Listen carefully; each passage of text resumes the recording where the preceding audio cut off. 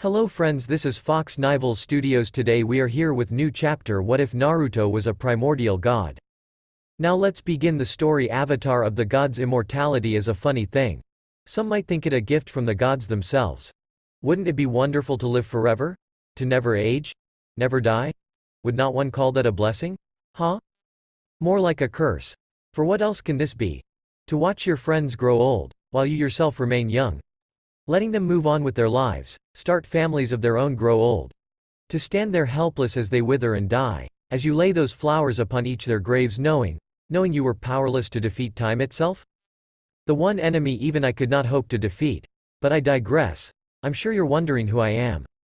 I have seen and done much in my time, and I'm not necessarily proud of it all. I have helped nations rise and fall.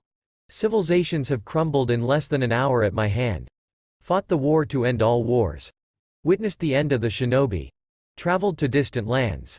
I have loved and I have lost. Outliving each and every one of my wives and children, helpless to do anything but weep. My search tales are many, and my exploits great. I have carved my name into the elemental nations as they were once known 100-fold, and still, I am unsatisfied. I am the last of the dying breed, doomed to reincarnate time and time again until I've fulfilled my purpose. I cannot age. But I can die.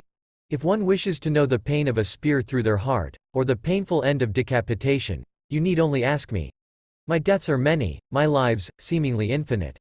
Now, as this century-old war rages in this land, once again, I feel compelled to act, if not for myself, then for the needs of others. I swear, I'm such a masochist, always throwing myself into the fire for others. What irony. Immortality is indeed a funny and fickle thing, ain't it folks? Which is how I come to find myself here, in this distant place, in the oddest of situations. My name is Uzumaki Naruto, Avatar of the gods, and this is my story. Wet. Naruto was not a fan of water in general. Oh, he drank the stuff of course. Even swam, whenever the whims struck him. But he did not, by any means, enjoy being doused from head to toe. Especially not this early in the morning. Certainly not when he'd elected to accompany two rambunctious children out here in pursuit of fish. It didn't help when one of said children didn't want his help. But their grandmother had been unusually adamant this morning. So here he was, the tribe's last remaining man, babysitting. Honestly, he was getting too old for this. He might be physically trapped at the age of 16, yet that didn't make it any less ridiculous. These people had taken him in, offered him food and shelter. Starvation was one of the worst ways to off himself, not to mention furs when there were virtually none to be found. Perhaps that was why he stayed. He felt he owed these people, and by definition, their children, including, much to their occasional consternation, as well as his own Sokka and Katara. A moment ago he'd been laughing when she'd accidentally doused her search brother with water in an attempt to catch a fish. Then she had gone and gotten him wet. Now, Naruto was no stranger to the cold, but he was not enjoying the sensation. Not in the least. His sole satisfaction was that he'd managed to catch said fish before it could escape back into the seat. He made for quite a sight, his crystal blue eyes shadowed by sopping wet bangs, his lips quirked downward in a slight frown, gloved mitten clenching tight their hard-earned dinner. Katara. Sorry. Oh, you will be. Naruto grinned and shook himself like a wet dog, spattering her with droplets.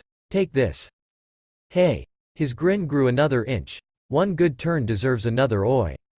He nimbly dodged aside when she flung a small wave at him in retaliation, thus dousing Sokka even further.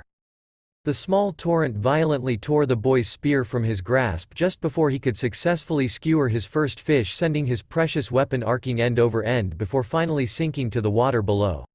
Within seconds it was gone, plummeting to the depths and out of sight. A small cry of surprise left his lips. That gobsmached expression was simply too good to pass up. Both teens burst into laughter. Will the two of you please stop playing your little water games? They're not games, Sokka. Katara admonished. They're right. An ancient art indigenous to our tribe. Naruto began to tune their bickering out as the canoe drifted through the ice pack. Southern water tribe or not, the girl had a remarkable amount of spirit. Admirable. She would have made a fine shinobi, back in the elemental nations. The whole bending concept was entirely beyond him. But that didn't mean he was lacking in understanding. These people utilized their Kai in the same way he wielded chakra. Bending wasn't all that uncommon. Neither was it rare, either. He'd been utterly amazed by the sheer ingenuity of some benders when he'd first come here. Perhaps amazed hadn't been quite the right word. Dazzled, perhaps? His first visit since his arrival a century before had been to the Fire Nation. He'd marveled at their destructive art of the inferno. Reminding him so much of the Uchiha with their self-righteous arrogance. Then, the Earth Kingdom with their grand, yet stoic simplicity, and the reclusive yet light-haired air nomads. He'd spent many months creating new jutsu just by witnessing their uncanny manipulation of air currents. Finally, it was to the water tribe which he'd found himself drawn. The war had broken out shortly thereafter. He'd been in the process of evacuating civilians when the Fire Nation killed him. It had taken an entire armada and nearly 1,000 men to do the deed. He'd only been reborn about a handful of years ago in the same place he'd perished. Cold. Naked. Alone. Yup, reincarnation was a bitch and a half. And apparently he wasn't the only one trapped in this wretched cycle of rebirth. There was this supposed figure. The Avtar. A master of all four elements, meant to preserve peace between the four nations. If so, then where the devil was he? Naruto had never met the man. But anyone doomed to be reborn over and over again had to be one hell of a cynic. He'd only died a handful of times, and each time had been more painful than the last. If the Avtar had gone through the same thing, then he might meet a man. Surely the man hadn't just been hiding out for the last century. Had he? No, of course not. No one was that much a coward. Not even him. Nevertheless, a certain degree of caution had to be exercised whenever utilizing his own abilities. Couldn't have everyone thinking he was the Avtar now, could he? Even waterwalking, as he was doing now, drew a fair amount of attention from those not acquainted with it. If he were to bust out his dojutsu or any of the techniques he'd gained from absorbing the Jubi during in the war, he'd probably have half the nation trying to kiss his feet, or worse, if the Fire Nation found out. Not that all of them were bad. There was that Iroh fellow, but regardless, he wasn't exactly eager to be hunted down again. He might not be an avatar of the elements, but he was certainly an avatar of something else. Look out. The blonde jerked his head upwards, drawn from his reverie just in time to witness the inexplicable. For all intensive purposes, appeared to be an iceberg rising from the depths of the ocean in their path. And they were hurtling towards it. A subtle exertion of Shinra Tensei prevented Sokka and Katara from dashing their canoe against this great glacier, but only just. They were still flung from the boat before he could think to stop them, sent sprawling head over heels in a hilarious tumble of arms and legs. "You kids okay?" Katara mumbled something. Sokka's exclamation was a great deal less reserved. "What's that?" Naruto eyed it warily, this frozen sphere that stood before them. Was that a kid in there? Unthinking, he chopped down hard. Hia! The icy cage split in twine before the savage chop, releasing a great geyser of steam. And light. Did he mention light? Scarce had his gloved hand touched the eerie orb than a beam of light burst into existence, hurtling upward and into the heavens. A frightening sonic boom shook their surroundings, shattering the fragile canoe, shattering beneath the sudden onslaught of air and sound. Naruto hissed. Not out of fear or awe, or even his own sense of self-preservation. But the knowledge that anyone for miles around would be able to see this. Anyone. Including any Fire Nation vessels. Oh crap. Meanwhile, leagues away, Prince Zuko saw it. And how could he not? Rocketing into the heavens like an arrow loosed from a bow, the great pillar of light dominated his vision, demanding his awe, his attention. His everything. He could feel it calling out to him like a clarion call. The return of his honor merely a few miles to the north. A single thought dominated his mind, turning his scarred face intent with fury. It did not matter to him when it cut off abruptly, he already knew his heading. Knew what did await him there, not just the fight of his life, but the chance to finally, at long last, return home. At long last, I've found him. That which his father, grandfather, and even his great-grandfather had been unable to find. The Avtar. With a brisk stride he stalked past his guards and into the bowels of the ship, dutifully ignoring his uncle when he asked to join him for tea. Zuko did not have time for tea. Not when his destiny awaited. Perhaps had he lingered he might have noticed Iroh's slight smile in passing. Might have heard his words. But as it stood, Zuko did not listen. Instead, he stormed into the cabin and issued a fateful order that would forever reshape his life in ways he had yet to foresee. Unknowing of this, he still gave the order. "Helmsman, head for the light." "Naruto, what are you doing?" exclaimed Sokka as the blonde extricated his palm from what had, mere moments before, been a sphere of ice. No longer. The second that beam of light had gone up, the former shinobi'd all but attacked the sphere, shredding it to pieces with his bare hands until the light finally dissipated. Now that it had, he'd slowed his assault. Katara could see that his gloves were gone, burned away by the intensities of his strikes, reduced now to little more than rags wrapping his hands. "Getting him out." The blonde shook his still numbed hands in a vain effort to warm them. "Ain't that obvious, Era? It looks like we've been beaten to the punch." Both boys turned their attention to the melted glacier, now aware of Katara cradling its occupant. Laying there amidst the ice and snow, his body still glowing ever so slightly, was a boy. But not just any boy. An airbender. The last airbender. Yes, that was the day everything changed. The day we uncovered the Avatar. Crux, I knew at once that this boy was him. The Avatar. And how could I not? I saw at a glance.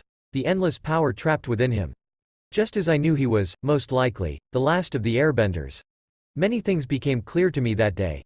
Chief amongst them that this Avatar of the elements only retained the knowledge of his former lives in his Avatar state. He was just a 12-year-old boy, trapped within an iceberg for nearly an entire century. He did not have all the answers, did not hold the knowledge I sought. All these years, for naught. But I knew. This Avatar, this boy, would do great things. To this day, I know not how. I simply knew. Nothing escapes these eyes. Why are you staring at me? This from Aang, the boy who, unbeknownst to everyone else, was the Avatar. Naruto stubbornly stifled the urge to reveal that. Aang would so when he was ready. Or so he hoped. He was hesitant to pin his trust on an untested youth, but hadn't he been the same once? To assume Aang was a coward merely for safeguarding his secret would imply that Naruto too was one and the same, unwilling to risk death by exposing himself to the world with his godlike powers and prowess. But he did not hide his powers out of cowardice. It was wisdom that stayed his hand. Wielding that much power, letting the world know what you were, only made you that much more of a target.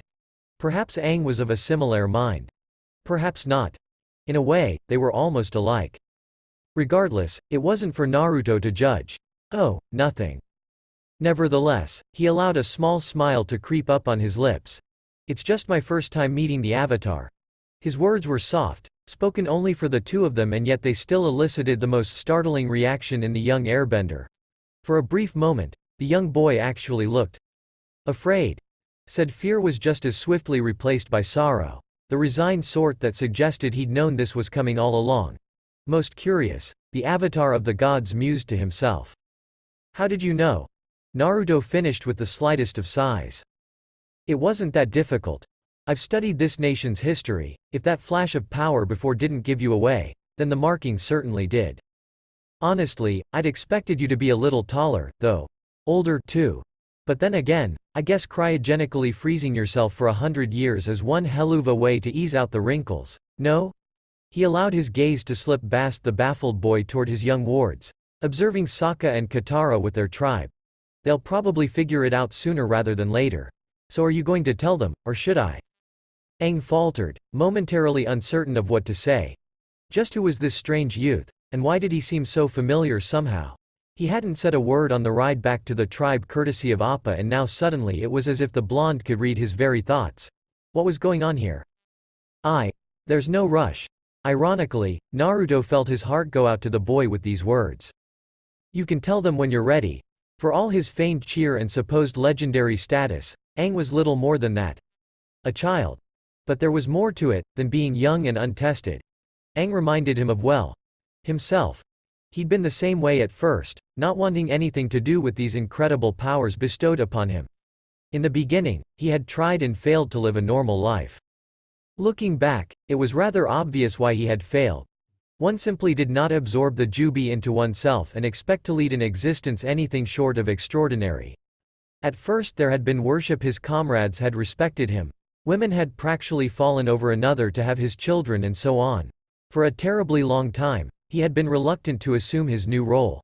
He didn't want anything to do with these supposed fangirls or their ilk. He only had eyes for a certain Hyuga. Hinata. Her confession had never been far from his mind, but there hadn't been any time to discuss it. What with Akatsuki lurking about and then the war and Madara, by the time everything ended and the Jubi was harmlessly, or so he'd thought, made one with his soul, nearly a year had passed. More than enough time for him to think on her words. And when things finally settled down, finally able to call her out on it, the rest, well, as they say, is history. Time had flown by so swiftly afterward. Now more than ever he wished he could go back and revisit those first few years, cherish them, before he realized anything was wrong. Before it became apparent that he wasn't changing, wasn't aging. But he'd been so caught up in their relationship, and then the twins came along and still he'd pushed it off, dismissing it as nothing. Lie after lie became increasingly apparent. He was simply aging well. It was his genes. Yes, that had to be it. Looking back, he'd been far too naive. Reluctant. That reluctance had nearly been the end of him. Everyone saw him as a god in human form at the time. A guardian meant to watch over the shinobi people for all time. Not as the Hokage, but something more. As an avatar. Of the gods. To this day, Naruto wasn't sure who had coined that eerie moniker, but for whatever reason it had stuck. So that was what he became, eventually trading his dream to become Hokage for this newfound role and status. And for a while, things were working out swimmingly. Sasuke had returned to the village, his promise with Sakura now satisfied, and he had a budding family in Hinata. As Hokage, Tsunade was able to help him keep the peace, and awkward as he might be, he'd done a good job of keeping the other nations in line. So he wasn't aging. Big deal. A mere fly in the ointment. A simple henge kept anyone from realizing the truth, and it wasn't as though he'd been lying to anyone. With his newfound powers he'd slowly begun to assume his new responsibilities. Peace was flourishing. The people were happy. And then, as suddenly as the peace had begun, everything went to hell. You're not exactly normal yourself. Naruto blinked, unexpectedly drawn from his pained reverie by Aang's words. He was momentarily amused to find the boy peering up at him with, what was the word again? Compassion. Empathy. Whatever the case, Aang's attention was enough to momentarily banish the demons of his long and lengthy past. I'm sorry, did you say something? When next Naruto spoke, it was not the sorrowed shinobi of the elemental nations, but the stoic avatar of the gods. Granted, taking on the role grown into it over time, learning to respect the need for secrecy, adopting the title even now. It was all just a way of distancing himself from the pain he still felt in the depths of his heart. Whereas Aang's outlook on life was probably a great deal cheerier than his own, in any case. Perhaps he should mirror that same levity? I said, the last airbender continued, you're not so different yourself. Oh? That got Naruto's attention. This boy was more than he appeared. Intrigued, he turned his sapphiric gaze toward the monk to be once more. And what makes you say that, Aang? Quashing the pain he felt within his heart, he forced a small smile back to his face and awaited the avatar's answer. Oh, what he wouldn't give for Kurama's voice in his head right about now. It's your eyes. The boy seemed to squirm beneath his gaze. They seem old, somehow. You'd be right. Naruto found himself biting back laughter for the first time since his last death. If I had to guess, I'd say they're 500, give or take a century or two.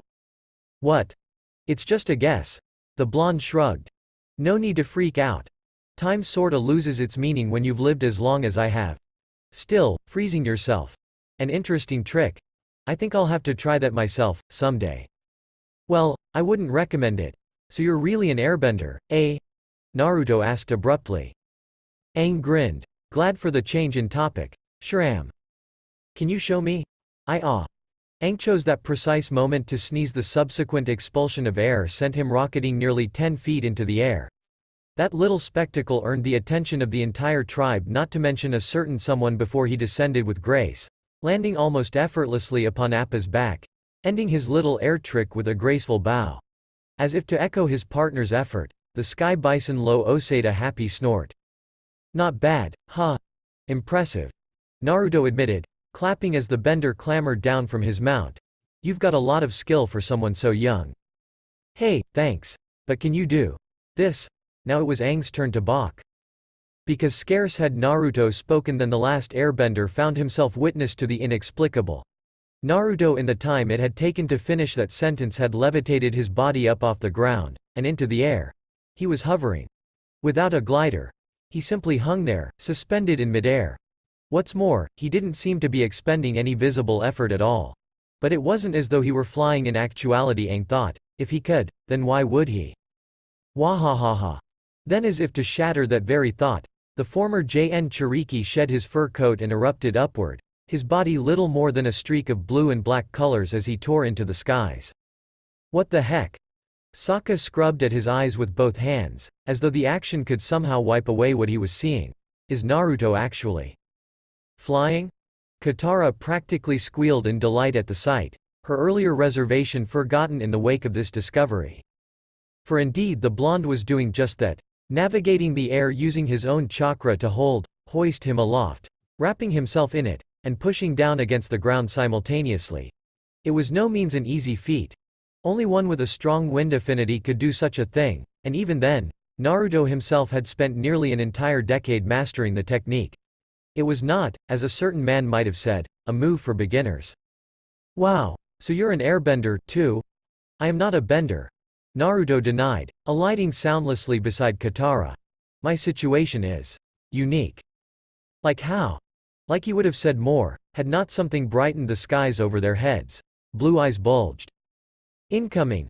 That was all they heard before a massive ball of fire lit the horizon.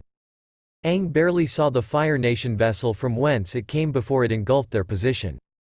But where had this vessel come from? And how had they found them so swiftly? Too late. There was no longer any time for thought. The projectile ripped into the water tribe and sent everything flying. The villagers were only just able to escape the blast radius thanks to their relative distance of the explosion.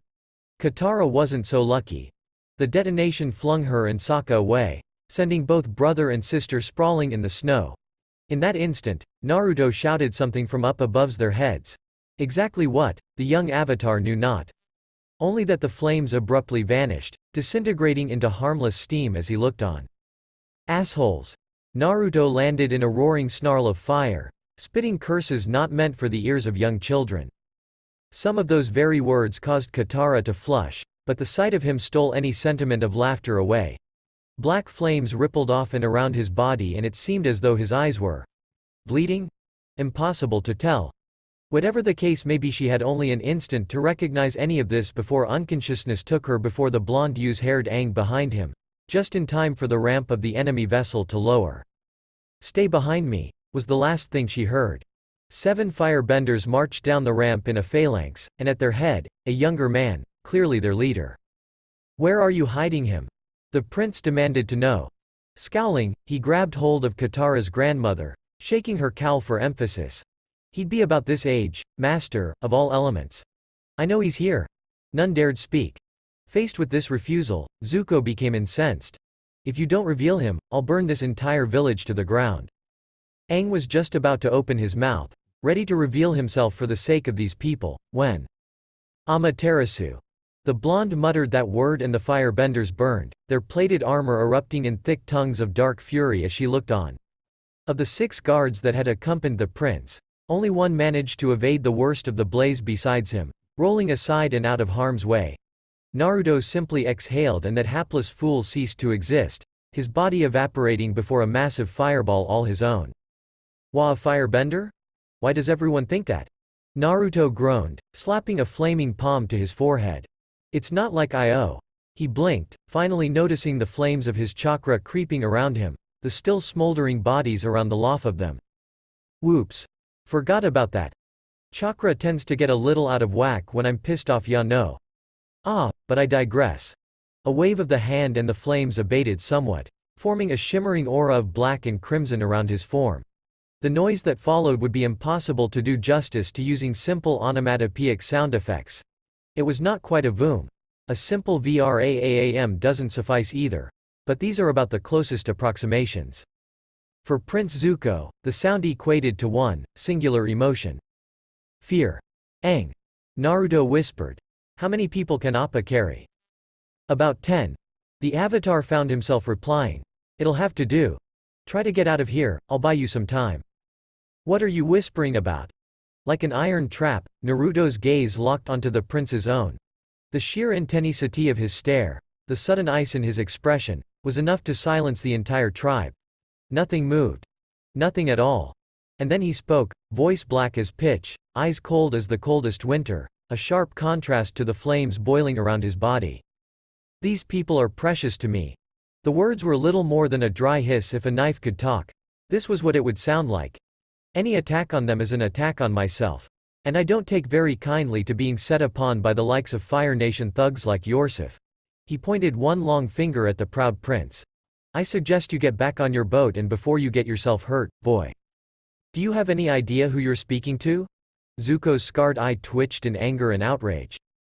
"I could ask you the same thing." Naruto's grin grew another inch, exposing deadly canine teeth. "But since you seem to think I'm a firebender, let's play a little game." He stepped forward, reached out towards the bulk of their vessel, and made a pulping motion with his right hand. "If I win, I get to peel your ship like a banana and set you adrift for a few days. You win, and I'll give you the Avatar. Tell me, my dear prince, are you at all familiar with the term agni?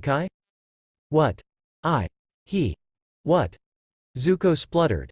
"How dare you suggest such a thing, you traitor?" Naruto snockered. It seems I've struck an old wound. Wouldn't have anything to do with that mark now, would?" Zuko let loose an emotionally toiled scream and lunged, fists ablaze. "I'll kill you. Go, Aang!" Naruto roared, a heartbeat before the prince pounced upon him. And then he no longer had any time to worry about anyone other than himself. Fighting at full strength was one thing, but to actively restrain himself from using his full potential against such a lesser opponent soon proved far more difficult. Or not. Naruto laughed as Zuko's fist swung harmlessly over his head. Too wide. Not narrow enough. The blast of fire that came with the strike was batted aside so effortlessly it may as well not have existed at all. Was this what amounted to taijutsu these days? Pitiful. Absurd. He clapped his hands and flung them outward. That easy, effortless gust of wind chakra was all it took to keep the boy off balance and summarily off his back. He simply couldn't make any progress against the headwind. "Ha!" he scolded. "What's wrong, Zuko? Your great-grandfather was better than this." The prince snarled, utterly unaware of the bison rising behind him. "Fight me like a man, Avatar." Naruto scoffed and spat a small fireball. "Look," the blonde drawled as he battled the boy backwards. "How many times do I have to tell you? I'm not the Avatar." His words ended in a resounding whoosh as he summoned forth a great geyser of water from deep within his stomach, spewing the violent wave forward, extinguishing the fiery blast and bowling the prince head over heels. But the young firebender simply would not go down. Scarce had he fallen than he was up again, flinging himself at the former Jinchuriki in furious fashion. "Stop lying," he snarled between blows. Only the Avatar could manipulate the elements like that. Naruto's deadpan was barely concealed. "Oh, for the love of, fine. You want me to fight like a firebender?" Naruto shrugged, and it suddenly seemed that a great weight had been lifted from him. A tremendous effort he no longer had to sustain. "Then I'll fight like a firebender." With a laugh he thundered forward, nearly close-lining the poor prince. "What did you do?" Zuko hissed, panic edging into his voice as he skittered backwards. Naruto's gleeful expression certainly didn't help any. "I decided to fight you seriously. Appa." Aang's voice seemed to come from a great distance. "Yip, yip." Katara managed to open her eyes, but the world wouldn't stay still and stop shaking. The ringing in her ears wouldn't stop either. Sitting up was not as hard as she expected, but a loud rustling broke through the ringing of her Rar's piles of snow subtle shifted, thrown off not by her meager arms, but by the blazing heat of the atmosphere itself, the most casual application of the combatant's strength. She could feel the rest of their tribe stirring nervously around her. Small as it was, they all fight on Appa's back, the easier to be fielded to safety. As she stepped slowly back into the land of consciousness, she gradually became aware of a rhythmic crashing noise, the footfalls of a sprinting giant. Her Kai sense was the last to return, and with that to aid her, she was finally able to pinpoint the sources of the noise, only a few yards below. Prince Zuko was still furiously attacking Naruto, relentlessly hammering down blows on the blonde's guard, which stubbornly held. That in and of itself, the fusion of her friend's refined martial arts skill, the product of decades of dedicated training, and his own monstrous natural power, gave him an unbelievably quick, fluid and adaptable defense, and when he moved on to the attack, each strike was carefully calculated for maximum effect, almost impossible to follow, and devastating when it landed. It was like watching a river flow, not a single movement was wasted. And Zuko was overwhelmed. The younger boy didn't stand a chance. When he tried to retreat, the blonde cut him off. When he sought to strike and attack, Naruto simply absorbed all his blows, and while the occasional fist would slip through, he didn't seem to much care for the burns. Always Naruto was there. Pressing the offensive with a single-minded ferocity bordering on downright primal instinct. Abruptly as their bout began, it was over. Zuko toppled backwards from a fireball to the chest, his armor shattering, stomach now badly burned. Naruto bounded after him, swiped him off his feet with a single hand, ready to deal the final blow. Zuko gazed back at him, golden eyes defiant, ready to accept whatever fate might be his. "Finish it, Avtar." Before Katara could think to say anything, lest she try to stop him, the blonde struck down. Hard. Not with his fist, but with his head, the final blow not dealing death, yet rendering the prince insensate all the same. He rose stiffly after that. Naruto did. Extracting what looked like a small brush and ink from his coat pocket, he promptly set to work on Zuko's face seconds thereafter, his fine brush strokes growing maddened and erratic as he hastened to complete his work before the proud prince stirred. Whatever he was writing, Katara couldn't see it, but it seemed to be sending Sokka into a fit of hysterical laughter. Then, incredibly, Naruto spoke. Not to Zuko, but to the ship itself. Or perhaps he spoke to the portly figure sitting upon its bow. "Iroh," he shouted. "I'll let your nephew live, this time. Tell him he needs to be stronger to face me. Speaking of which, you may want to hang on." With that, he pointed hand toward the ship. Then, he did something inexplicable. In the blink of an eye, without any discernible motion on his part, he destroyed the vessel's engines, warped its hull, and bodily wrenched the ice cutter onto land with a not-so-subtle application of Shinra Tensei. Another leap sent the blonde soaring into the air, and onto Appa's saddle. When asked if he was all right, the whiskered warrior merely grunted. "I've had enough excitement for one day, Kyoshi." At first, I couldn't believe it. Even now, the thought still leaves me reeling, sometimes. All the airbenders, gone. Eliminated. Put the sword. Burned at the torch. You get the picture. At Aang's behest we'd gone to visit the Southern Air Temple, expecting to find. What, exactly? I didn't much seem the point at the time, but who was I to deny his request? We'd already escaped from the Fire Nation, drawing them away from Katara's family and tribe at the risk of our own skins. Somehow along the way, Katara developed a desire to travel to the North Pole and master waterbending alongside Aang. And of course, Sokka decided to come as well. I was just along for the ride. Who was I to say where they could and could not go? In Aang's shoes, wouldn't I do the same? Would I not jump at the chance to see if all my old friends were still alive? So away we went, their expectations high. Mine remained low. What we found there was only ruin. Old bones, battered armor, shredded garments and shattered skulls. Aang nearly lost himself. And who could blame him? My own rage for the Fire Nation grew tenfold that day. But what could I do? Even I can't bring back someone who's been dead for more than a century. I'd just be breathing life back into Gyatso's bones.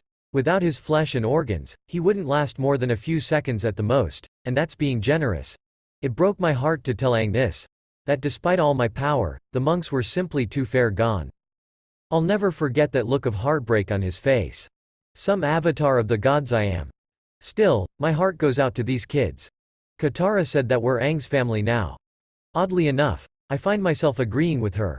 And by the gods, if anyone tries to lay a hand on my family, I will break them. A simple task, considering we only had Zuzu to worry about at the time. Fee. That little flame was no threat, to myself or Aang. Truly, I had no fears when we arrived on the Isle of Kyoshi.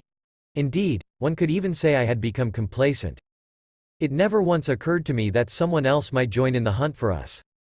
Su.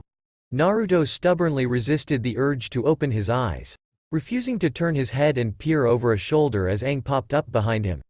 Thank the gods Appa could fly himself. Instead of giving in to his own curiosity, he forced his mind to focus on the task at hand. Not now, Aang, he chided. I'm trying to concentrate. He was sitting in a meditative position and concentrating on his outstretched right hand. After a few seconds what looked like blue kai to Aang began to swirl around his palm.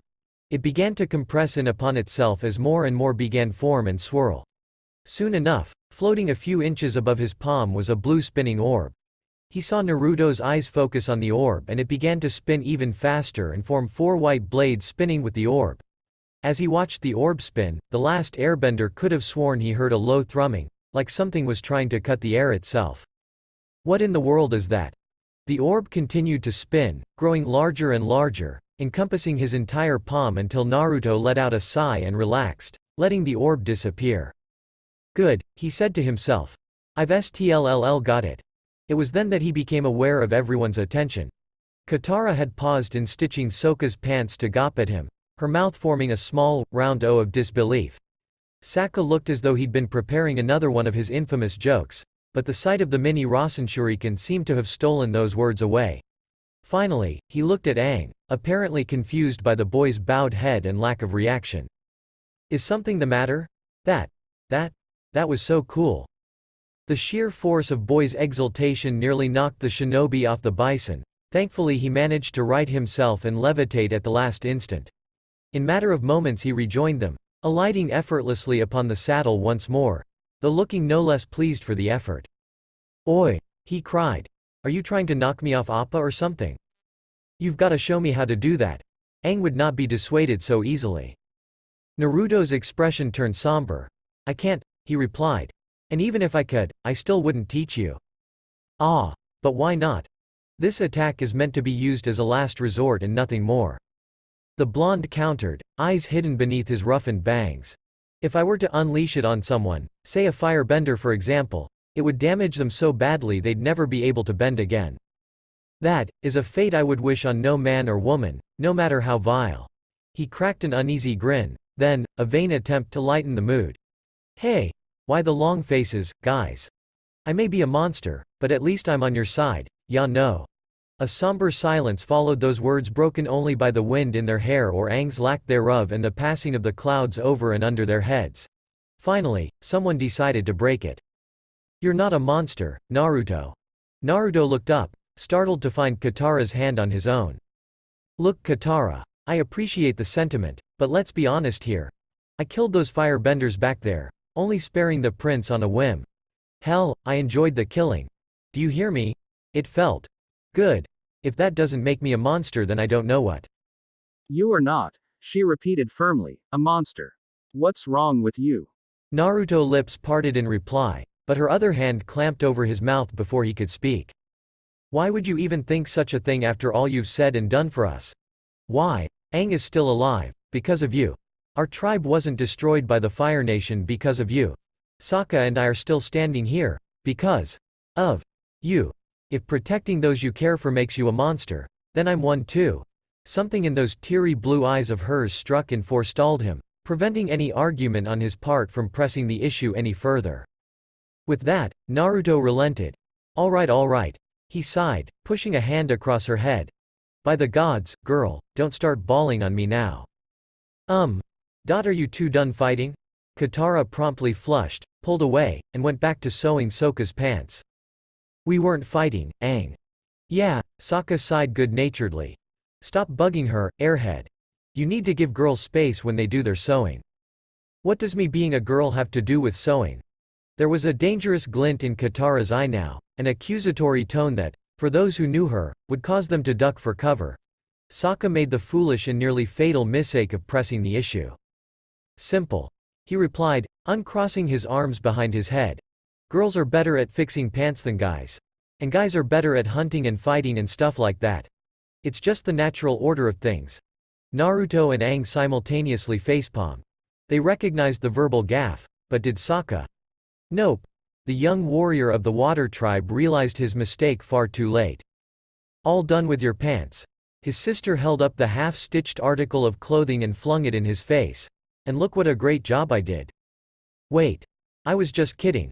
I can't wear these, Katara, please. Relax, Sokka, where we're going you won't need any pants. We're here. Elephant koi? Naruto watched with bemusement as his fellow Avatar rode the giant fish. It wasn't until something started to eat those massive koi that he began to worry. What if something happened to him? He wasn't exactly keen on saving the world by himself, and if Aang died he wouldn't reincarnate for quite some time. Not to mention he'd be reborn in the water tribe and any chance of him learning airbending would go out the window. Gah! A small chuckle fled his lips, unbidden, as Aang sped away from the gigantic creature, running across the water's surface through sheer speed alone before slamming into Sokka seconds thereafter. In the end, his efforts weren't even needed after all. What was that thing? Katara wondered. I don't know. Naruto already knew. Probably an unagi. He stepped back toward the shallows whilst Katara went to check on Aang and her now considerably battered brother. They're native to these parts, after all. Well, unagi or not, I'd rather not stick around. Sokka decided, dusting himself off. Time to hit the roo. What the heck? Everything happened so swiftly. One moment they were standing beneath the trees, listening to Sokka. The next, 4 shadows leapt from the branches and attacked them. In the time that it took Naruto to turn his head, Sokka, Katara, even Aang and Momo, were all subdued, bound and blindfolded, thrown down to the sands at his feet. Naruto was spared only because he'd been standing near the beach. It gave him just enough time to realize their attackers weren't men as he'd first suspected, but women. No, not even that. Girls. Oh, Sokka is gonna be so pissed when he wakes up. Then the girls turned around to face Naruto.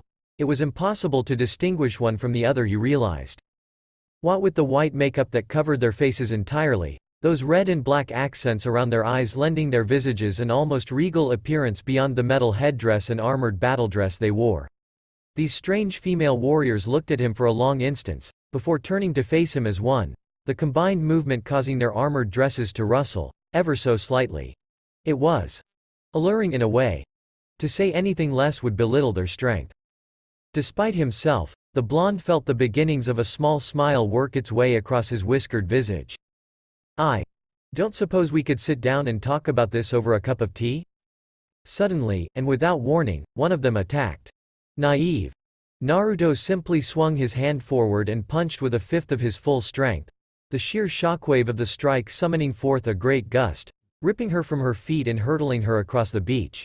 He tsked softly as she skidded across the sands in a tangle of arms and legs. He'd forgotten just how fragile the people of this land could be. Can't we just discuss this like civilized folk? He addressed the remaining 3, hoping to refrain from further violence. It was not to be. They struck up their fans and moved to encircle him, but slowly, this time wary of this sudden and unseen burst of power.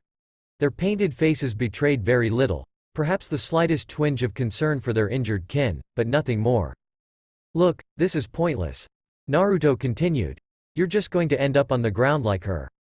When the fate of their ally did not dissuade the remaining 3 warriors, the Avatar of the gods took it upon himself to strike respect into their proud hearts. Not with close combat, of course. Even he might find himself at a bit of a disadvantage when holding back and facing 3 warriors like this in their native land. So, though the knuckle-headed ninja did what came best to him, he improvised. 4 flicks of his fingers summoned forth a massive dragon of water, its golden eyes narrow and intent as it took stock of the 4 girls, their fallen comrade having only just reclaimed her footing. Interesting. So these girls were capable of withstanding him at a feeble fifth of his strength. One of the warriors saw fit to give voice to her awe. What in the world? Suiryu no Jutsu. Water Dragon Jutsu. Naruto exhaled softly and abruptly loosed the tentative leash he'd kept upon his jutsu. With a roar that would have put the unagi to shame, it lunged forwards. 2 of the girls weren't swift enough to evade its watery maw. They found themselves swept away by the roaring tide as the beast impacted upon the beach. Their bodies were wrenched angrily against the trees, twisted to join the prone forms of his 3 friends, coughing and sputtering as the wall of water receded. 2 down. 2 to go. Resigning himself to battle, the blonde beckoned the remaining huntresses forward. Come on, girls. Let's get this over with. The pair exchanged a hesitant, tentative glance. Clearly they weren't accustomed to fighting someone who could actually fight back, certainly not someone of his caliber. But they had their duty and he had his. As one they pounced, their fans little more than a golden blur. He toyed with them for that brief instant, not too shabby amazed when one actually managed to scratch him with her fan, before a solid punch broke through his guard. Poof! Both girls balked as their opponent exploded into smoke, leaving a harmless log in his wake. What manner of sorcery was this? Where was he? Where had he gone? Tasuki, where did he? I don't know, Kyo beneath you.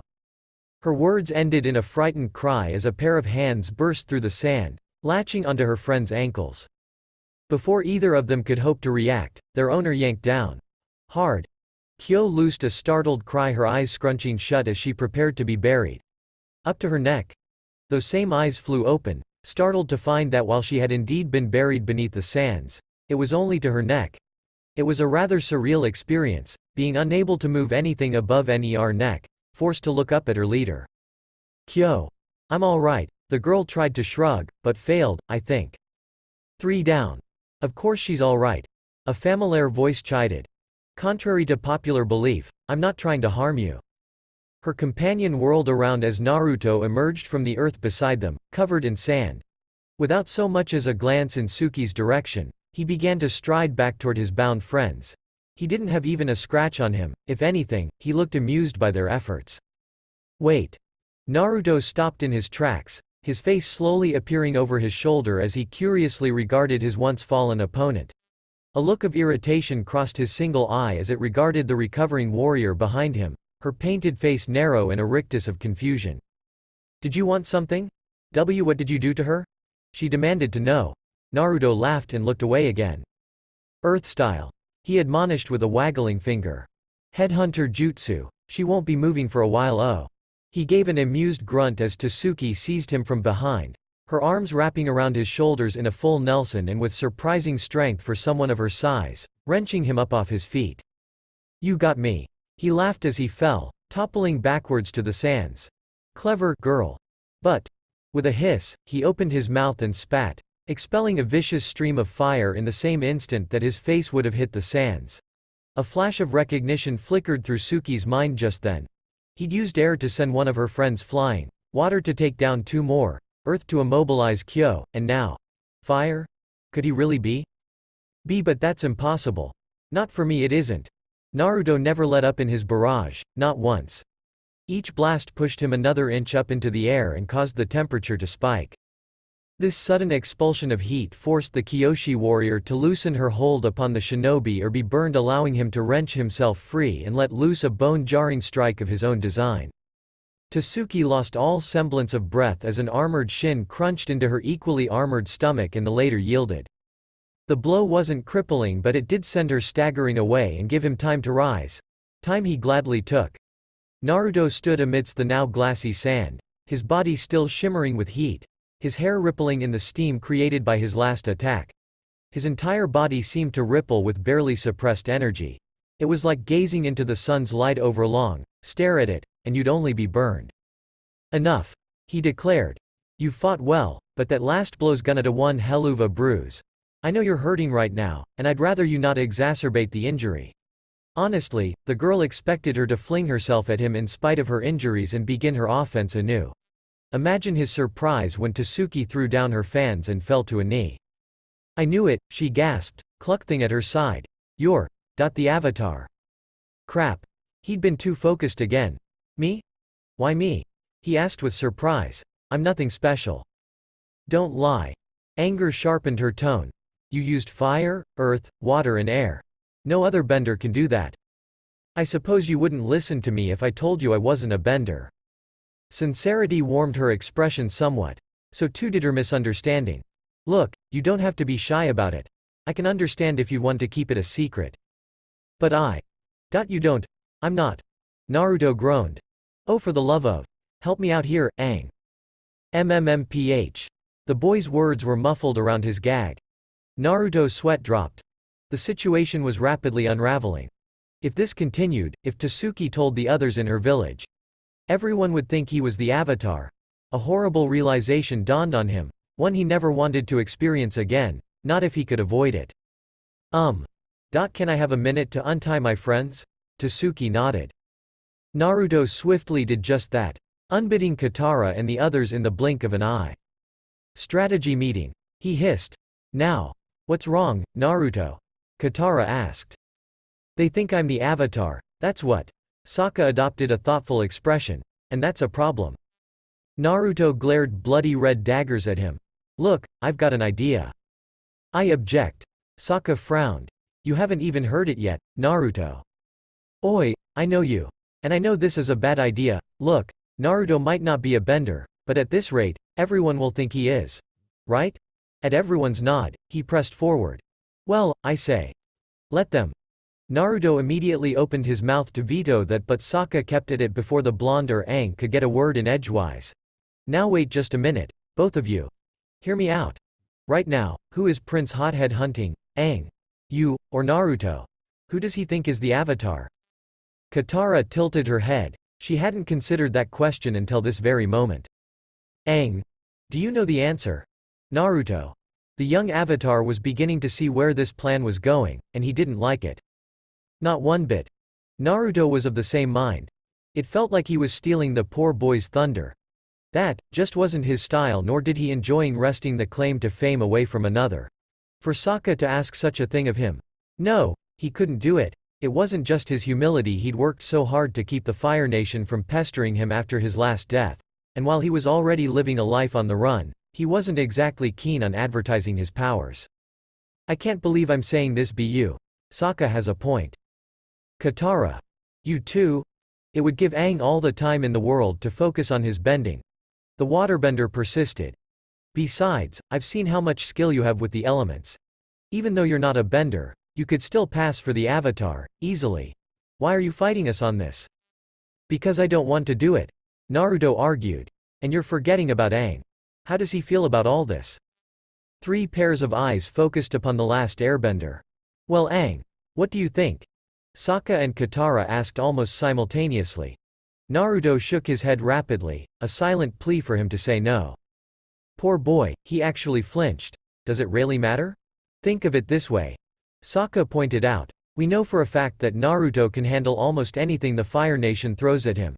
We all know you're strong, Aang, but if something happened to you, well, I don't know what we'd do. The Avatar might be reborn, but there's only one you. Now that we have Naruto, we actually have an option. And while he is the Avatar, just think how much free time you'd have. It'd be even easier to master the elements.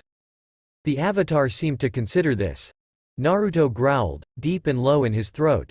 Horrible idea. Terrible idea. I think it's a winner. Sokka reaffirmed. Says the boy who was beaten by a girl. Naruto hissed. That was a fluke. Right. Hey, do you want to save the world or not? That's low. Aang groaned. You guys, I have a bad feeling about this, but if it helps with my training. Let's do it. Sokka turned to his sister. I would like to state for the record that those words did not come out of my mouth. Naruto was still muttering to himself when he stalked back to Tsuki. Every fiber of his being railed against this, but he could see the need for it. As much as he might loathe it. Sometimes choices like this had to be made, regardless of whether he liked them or not. With this in mind, he steeled himself to speak. What was all that about? She asked. Just a discussion of how long we intend to stay. The blonde lied. Still, you'd best gather your elders. I have a message for them. And what might that be? A delicate brow quirked in questioning. Tell them that the Avatar has returned. The word traveled like wildfire. The Avatar had returned. And he was upon Kyoshi. One would think it ironic that hearsay could move so swiftly. But, it did. Word of mouth passing from a young girl to that of a fisherman on the docks of Kyoshi, from said fisherman to that of an Earth Kingdom trader, work, then a Fire Nation cook, until at long last, those words reached the ears of a certain prince. For a moment, said firebender could barely believe his luck. Here he had sat down to dinner, resolved to another sleepless night. What? Zuko lurched up from the dinner table, the steaming salmon on his plate now forgotten. The Avatar is on Kyoshi Island. Foolish words, spoken in anger and haste. Helmsman, change course at once. Unbeknownst to him, another became aware of that location as well. 1 week later, Naruto grunted as he parried his opponent's blow, using the same leverage against her to negate the force of her throw. She struggled back, trying to use his own strength against him, but his stance proved simply too solid for her to breach. Likewise, she proved too fluid to grasp without serious effort on his part. Effort he wasn't willing to expend just yet. They stood there, a long moment, staring one another down, refusing to yield, to give ground, to back down, to yield. Finally, at an unseen command, they broke apart. Your stance is getting better, the ex-shinobi found himself commending Tsuki. I wish you'd stop holding back. She sighed, straightening and closing her fan. Hey, if I did that, it wouldn't be any fun. Was it just his imagination, or was that a flush beneath the face paint? He stood in a radically altered version of the kiyoshi battle dress, contoured to fit his male physique. Minus the white face paint, of course. Tradition or not, he simply refused to go through that again. It had been hilarious to see Sokka wearing it yesterday. The poor boy didn't have any skill with the needle, and as such, had been forced to wear something similar to what his sparring partner wore. Before and unseen, Naruto, my lord Avtar. Naruto looked up from his sparring session with Tasuki, momentarily discomfited by that title. Sokka's plan was working well. Everyone thought he was the Avatar. Not Aang.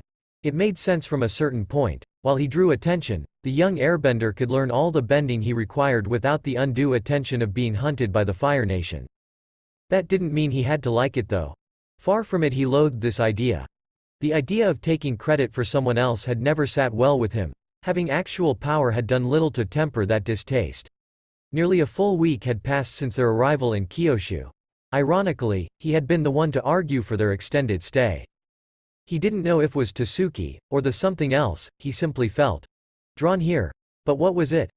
Tasuki was a nice girl after all, he supposed. She'd warmed to him considerably during the last 7 days, and although he remained loath to admit it, he did enjoy their spars, especially Stop. That way lay ruin. Shaking himself from those treacherous thoughts, Naruto rose, wiped the sweat from his brow, and turned to face the messenger standing in the door. Yes, what is it? Fire Nation troops have landed in Kyoshi. The blonde nearly facepalmed at the news. So much for this peace and quiet. Not Zuko again. Zuko? Tasuki asked as he slipped his armor on. He's just some pesky prince I beat in the South Pole. Naruto replied, donning his jacket. Don't worry about it.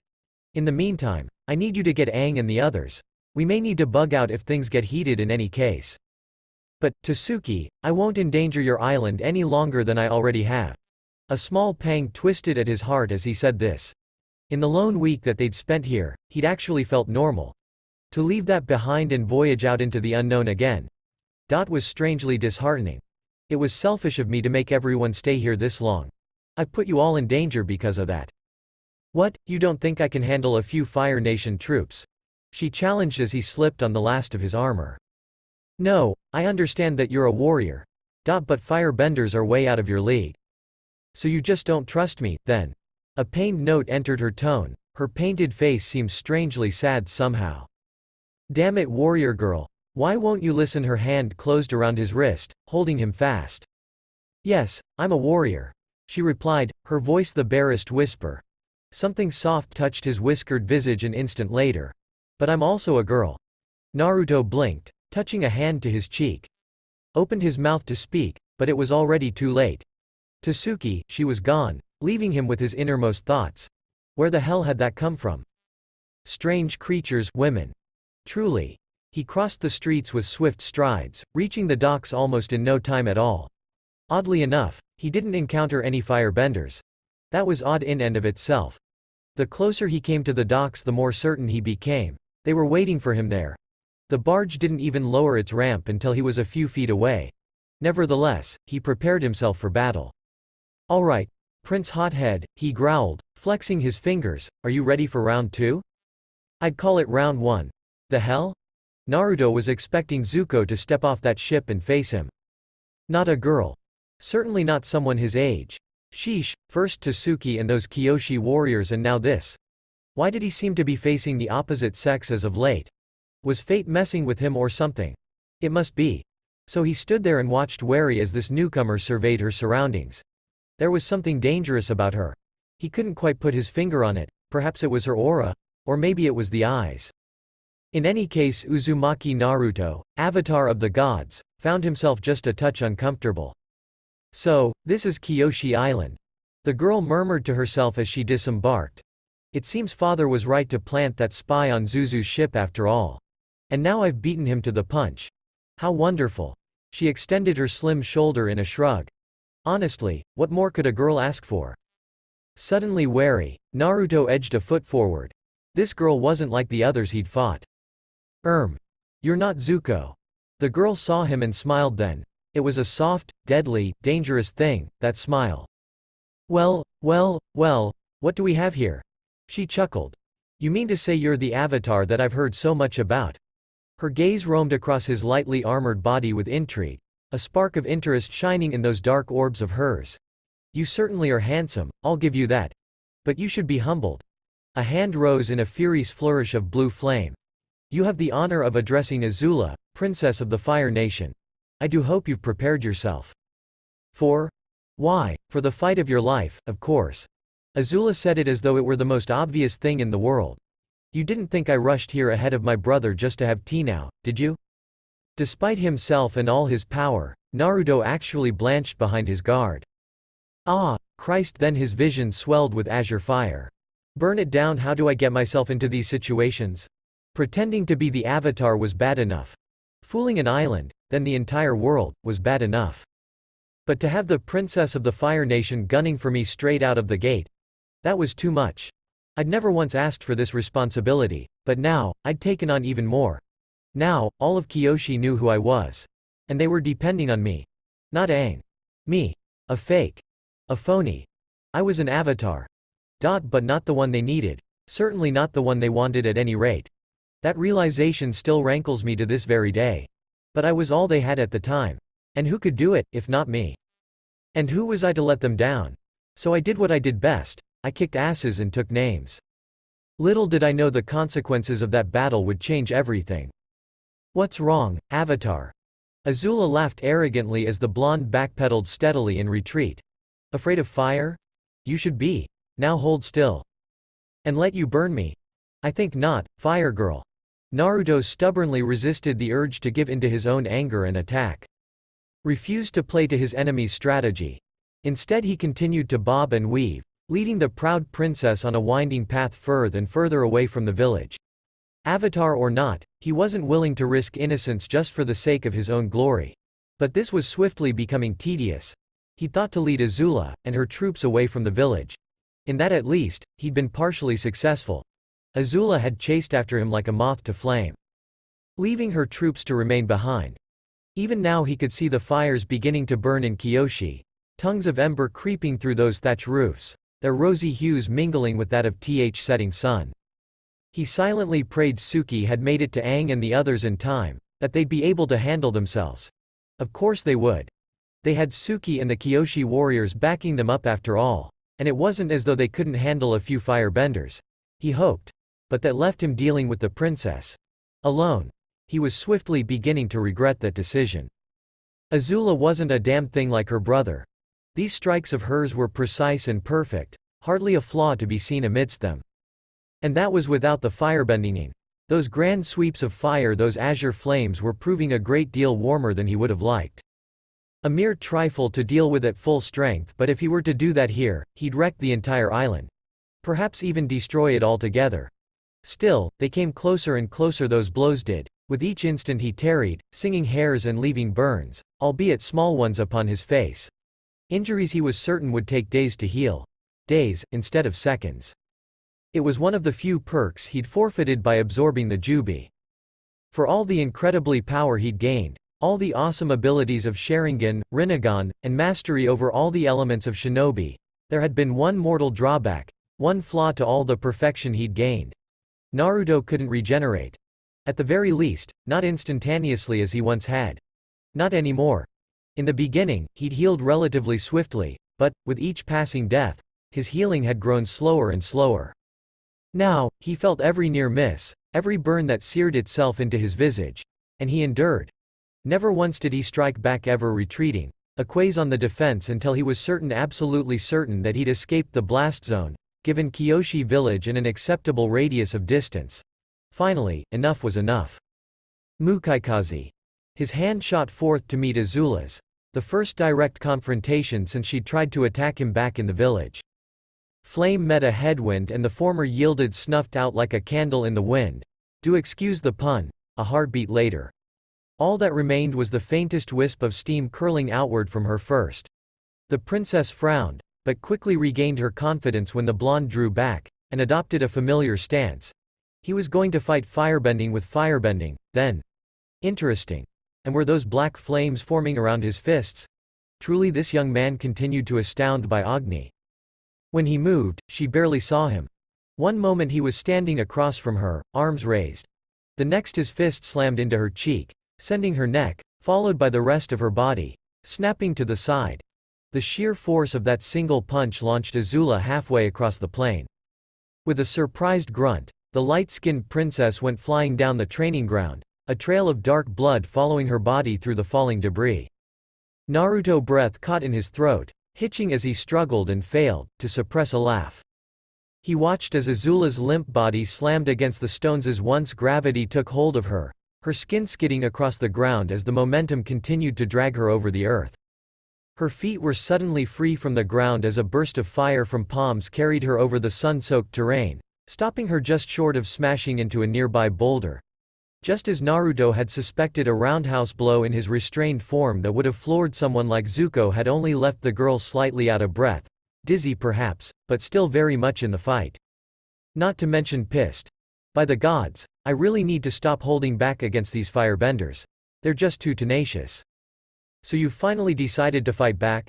Azula didn't even bother to keep the smile from her face as she picked herself up. It's about time. Naruto risked a glance for his surroundings. Kyoshi could be seen on the shoreline, only a few miles away now. It would have to do. Something like that, yes. He replied, quietly cursing himself for not finishing the little hellcat when he had the chance. We've retreated to an acceptable distance, in any case. Oh? A delicate brow arched in benign amusement. And here I thought you were running away. But you were trying to save the village, weren't you? How quaint. She chuckled, then, it sounded oddly girlish emerging from the mouth of a hardened killer such as herself. Well played, Avtar. Her congratulations dripped with derision. Well played indeed. But it doesn't matter, not really. My men are the best of the best. If those peace-loving Kyoshi warriors refuse to see reason and surrender, they'll simply burn your precious village to the ground. Of course, if you surrendered your self, I could always convince them to put the fires out. Is that so? It is. The blonde's smugness infuriated her, but Azula refused to let it show. So what do you say, Avtar? If you come quietly, I might be able to put in a good word for you with Fire Lord Ozai. Oh, isn't that kind of you? Naruto's words dripped with false sweetness. And to what do I owe this kindness? To his surprise, Azula actually flushed. Is it so wrong for me to be kind to a potential captive? On so many levels. Naruto's deadpan was barely concealed. Well, in that case, I hope you enjoy watching your precious village burn. Actually, you might want to take another look. The blonde raised a long finger and pointed. I don't think your boys will be burning anything anytime soon. Against her better judgment, Azula did just that. What she saw there astounded her. There, rising in the distance, was some sort of sea serpent. There could be no other word for the giant unagi. And then, to her dismay, it actually spewed water from its open maw, dousing the burning village within the blink on an eye. Its duty done, and the flames extinguished, the unagi tossed back its head and loosed a final triumphant cry before disappearing back into the ocean's depths. Had one gazed upon its head, they might have seen a certain airbender leap away mere moments before it returned to the abyss. But Azula did not see. She only saw that her plans had been thwarted, felt her tenuous grasp on the situation slipping away. But how? She spluttered. You know, that's the exact same look Zuko wore earlier. Naruto's grin grew another inch. Thanks to Aang, now I'm free to fight you without anything holding me back. But before I kick your ass, I have one last question. Whatever did happen to old Prince Hothead? I was certain he'd be the one to find me first. You mean my fool of a brother? Azula scoffed, ignoring the flicker of shock that passed through the blonde's visage. I'm not certain. When my spy reported you'd crippled his engines, I'd assumed he'd finally given up once and for all. In any case, your little delay gave me all the time I needed to get here beforehand. And if he does somehow find his way here, I'll simply comply with the Fire Lord's demands and lock him away. Barring that, I'll kill him myself. We've no use for that failure of a prince. At that thought, she frowned. Why are you so concerned for him, anyway? Just idle curiosity, I suppose. Something in the Avatar's tone suggested otherwise, and Azula knew. She'd struck a nerve. You really are ruthless, ain't ya? His words were cold. Deadly. Willing to sacrifice anything in the name of duty, even your own brother. Once, that would have disgusted me. It probably still does. But I've got to admit, that's some frightful determination there.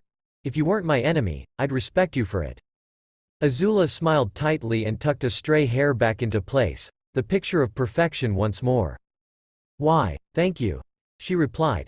"I must admit, you've done a fairly decent job of mucking up my plans thus far. It's not all that often I have to get my hands dirty." It felt strange to be complimented by her adversary. Many of her enemies were either too arrogant to admit their own flaws, or simply too afraid of facing her wrath to loosen their tongues. That this Avatar had done so, to be respected by her enemy, it made her curious. Just who was this young man? "I would very much like to know your name, Avatar." The words escaped her before she could take them back, her initial interest getting the better of her. For the first time since they'd met, the blonde actually looked to be at a loss for words, if only for a moment.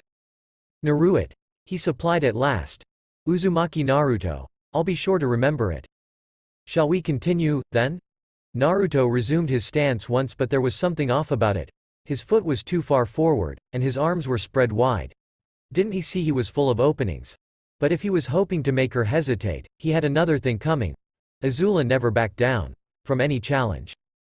"We shall." Their fists met in small explosions of azure and onyx, colliding over and over again, black and blue fires rippling outward in every direction to scar the landscape, scalding neither. To her dismay, Azula actually found her flames being overwhelmed by those tongues of dark ether, the Avatar's mysterious black flames creeping impossibly forward to obliterate her own. She had an awful feeling something terrible would happen should this inferno find purchase on her skin. Unthinking, the Fire Princess lashed out again, intent upon incinerating him on the spot before those eerie embers could touch her. "Nope." Azula frowned as the blonde inhaled, and her flame simply died. Impossible. He'd sucked the oxygen out of her attack. Even as she realized this, the faux Avatar was in motion, flinging a hand forward, his palms closing around her wrist, locking down with enough force to shatter bone. Azula cried out and flung 2 fingers toward, a bolt of jagged lightning leaping from her fingertips. The blonde didn't even bother to release her. He just dipped one hand down, caught the bolt, and redirected it with a single hand, sending her penultimate technique hurtling off into the distance. In that same instant, she opened her mouth and spat. Whoosh! It was with a small pang of regret that she spewed a curtain of flame right at his face and burned his head to ashes. The vice on her wrist slackened, and his body toppled away. Despite all she'd said, she'd hoped to avoid killing him. Such a shame. Now they'd have to search for him all over again. Poof! Naruto's body vanished in a plume of smoke, leaving only dust behind. Azula blinked, her mouth opening in a small round O of shocked surprise. Was this what happened to the Avatar's body when he died? Where was he? Surely the Avatar didn't just poof away like that when he died. What in the name of Agni, dynamic entry, came Naruto's ridiculous battle cry, and much like he did Might Guy had done to countless opponents in the past, he landed a perfect kick to Azul's face. She barely had enough time to register the blow before she was sent crashing into a boulder, quickly falling into a pile of crumbled limbs. Scarce had she fallen than he was upon her, fingers wrapping around her throat, slamming her body back into the boulder's spine with enough force to leave an Azula-sized indention in the stone. "You ask me, am I afraid of fire?" The words were little more than a hiss as he held her there, leering down at her with eyes of angry, rippling violet. "No, little girl, but you should be afraid of me." "What are you?" Naruto uttered 2 words then. 2 simple words, and yet they unleashed hell upon the princess. Shinra Tensei. The island of Kyoshi erupted. Mud was the lifeblood of Mother Earth, rippling and roiling around their feet, gushing forth from the massive wound Naruto had carved into her flesh. There could be no describing the force that drove Azula down, deep into the ground's embrace, only that this massive, unseen push did, reducing her armor to ash and snapping a rib like it was glass. What strength! What power! She'd been overwhelmed in an instant, made as helpless as an errant, disobedient child. She could taste the blood in her mouth, barely see the light of day. Was it her hair, torn free from her bun, that shaded her vision so? Or was she dying, her life leeching away despite all her best efforts to grasp that feeble thread? A booted foot struck her stomach, driving her deeper still. Sure enough, the Avatar stood there untouched, his foot planted firmly in her stomach, pinning her to the soil. What are you? I am the hope of this world. The blonde replied, violet eyes leering down at her. I am the answer to all living things that cry out for peace. I am protector of the innocent. I am the light in the darkness. I am truth. Ali to good. Nightmare to you. Now say it. This is your last chance. Say you're sorry. Apologize for what you've done. I'm sorry. The words tasted like bile in her mouth. She hated every instant of it. Naruto took his foot off before looking at the princess for what felt like a small eternity. Was it her, or were those eyes violet, all of a sudden? No, you're not. Not yet. But you will be. Someday. He slammed his heel back down on the girl's stomach, yet again, this time with gusto, causing her to roll over and dry heave. Naruto took that opportunity to grab hold of her head and slammed it into the ground, causing a crack to appear in the earth, a fissure spreading half the width of Kyoshi Island. That was all it took. A single head slam at full strength and the princess of the Fire Nation died. Died. Her last thought was not of home, nor was it of family before the sweet blackness took her. It wasn't even of how she'd been beaten, although her impending death rankled her. It was knowing that there was someone out there, someone incredibly strong, who respected her. Not for her title, or even her bending, but for the single, mindless determination that drove her. The desire to be the best. To stand above everyone. It was the only thing that drove her, beneath the violence and the sadism and the cruelty. She simply wanted to prove that, above all, she was the best. And the only one who respected her for that. Had just killed her. How? Twisted. With that, Azula of the Fire Nation breathed her last. Naruto stared down at the prone princess for a long moment, considering. He should just leave her. Let her stay dead.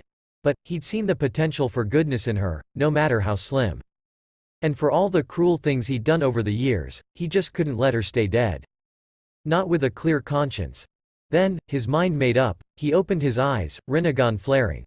It was an easy matter to call her soul back to her body, to heal her wounds, repairing the massive internal damage, knitting her spine and ribs back together with careful applications of chakra. Being an avatar of the gods had its privileges, after all. His regenerations might be all but hampered, yet he could now tend and mend injuries that would have made even Sakura and Tsunade balk. Oh, the bitter irony of it all. Finally, when he was certain his revived patient would live to see a second sunrise, he ceased his ministrations. Slinging over his shoulder, he activated the Hiraishin seal he'd planted on Katatra and popped back into existence in Kyoshi village. It was a little disorienting using his father's jutsu again after all these years, but it saved him precious time and stamina. It also landed him right in the middle of a fierce fight between Aang, Katara, Sokka, the Kyoshi warriors, and the remaining firebenders. Chaos wouldn't even begin to describe what was happening here. Apparently at some point during his one-sided battle with Azula, Zuko had finfully made landfall. It was his forces, hardly those of the princess, who were laying waste to the village now, rather difficult when one considered everything was still soaked by the Unagi's water. Naruto. When did you get?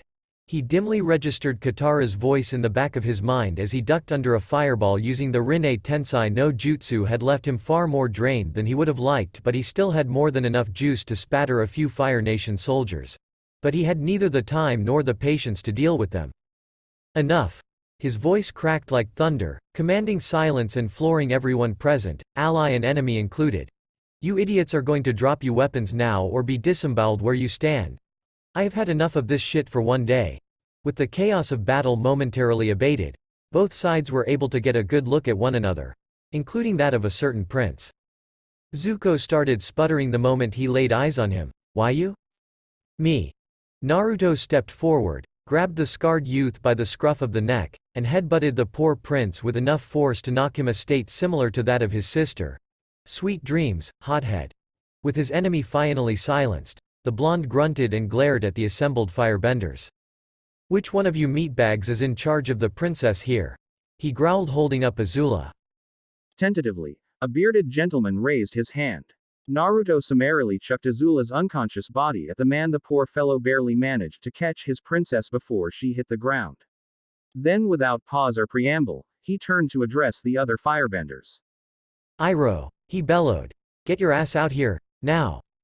There was a silence as the men glanced at one another. Finally they parted, revealing a rather portly-looking man in Fire Nation garb and armor.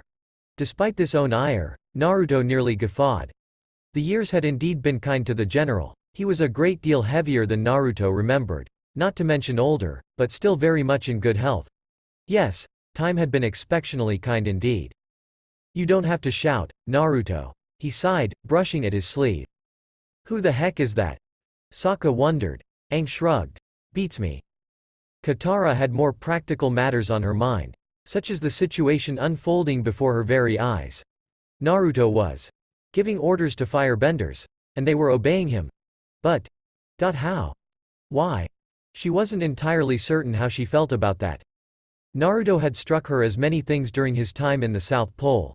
A friend, guardian, perhaps even something more than both of those. But never, in her wildest dreams had she imagined him to have ties with the Fire Nation. Not a once. I see you've taken good care of my niece and nephew. The old general mused, taking in Zuko and Azula's sorry state. Don't get your beard in a bunch. The godly Avatar shook his head. I just roughed them up a bit. They're only alive because of our friendship. Which reminds me, you'd better get going. He turned his head to indicate the opposite fleet of ships, still in disarray with defeat of their commander. But it wouldn't last, and they both knew it. Your precious little niece here, intended to capture the two of you, or worse. I'd suggest you beat it skedaddle before you have half the nation on your backs. Oh, and you might want to check your crew for a spy as well. My, that is interesting. Iroh stroked at his beard. I had no idea my brother had planted someone on board our ship, let alone sent Azula after us. Nah, she took the initiative on her own. Naruto replied. Gave me a bit of a fight, too. If you hadn't shown me that technique of yours, she might have done more than singe a few hairs. Ha! The Dragon of the West laughed at that, deep and loud from his belly.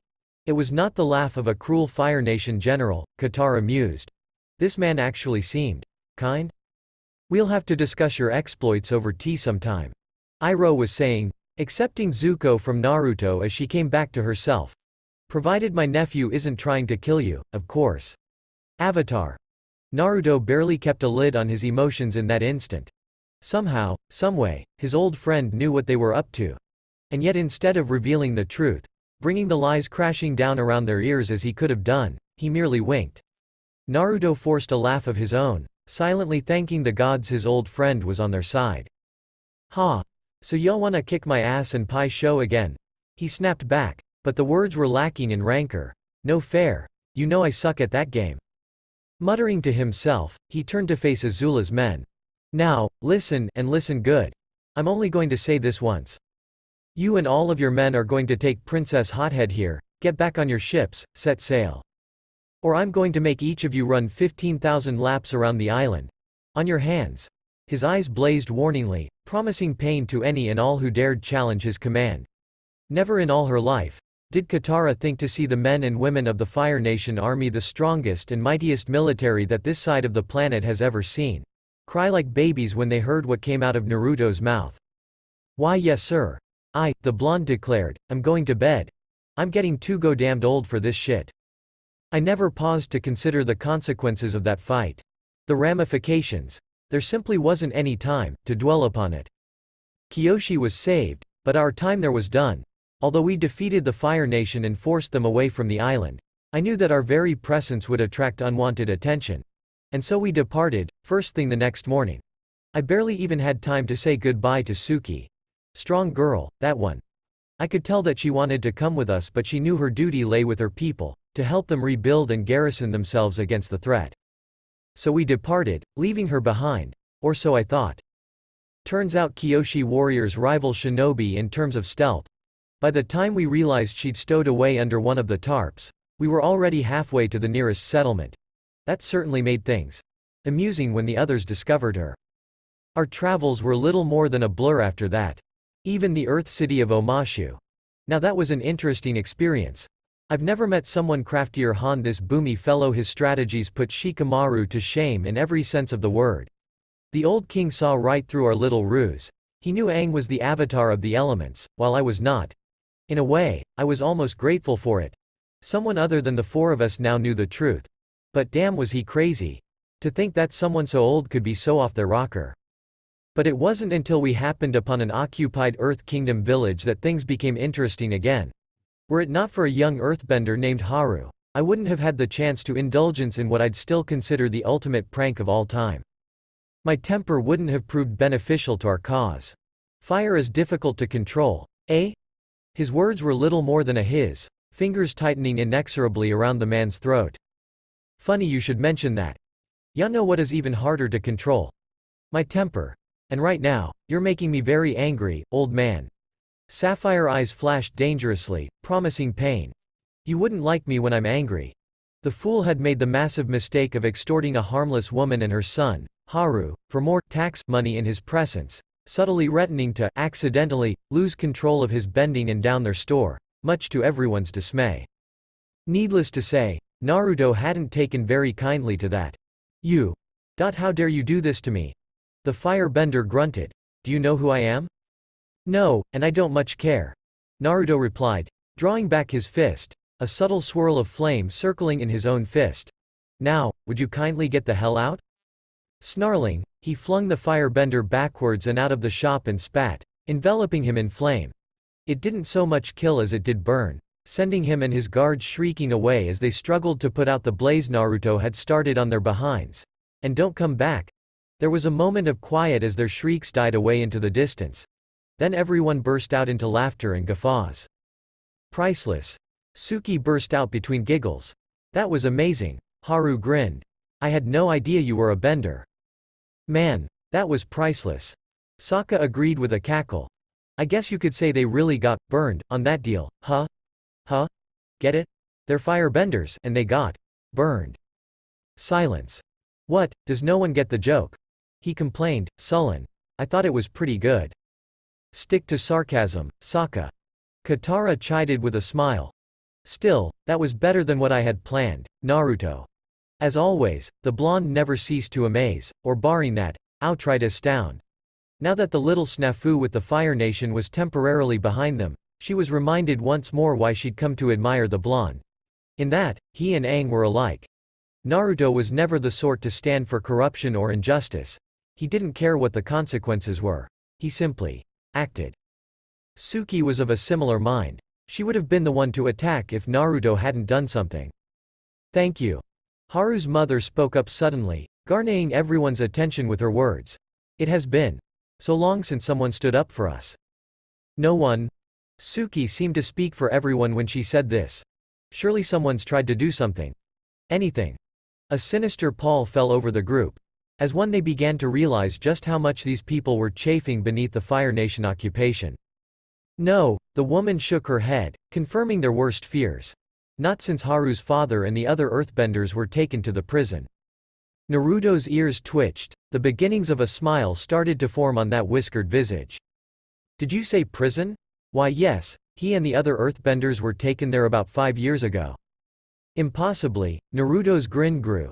Sokka was the first to recognize it. Oh no. Oh. Aang blanched. Katara seconded the sentiment. I know that look. What? Suki looked from Katara to Aang, even to Sokka. What's wrong? Why is he smiling? I'm afraid I don't understand what's going on.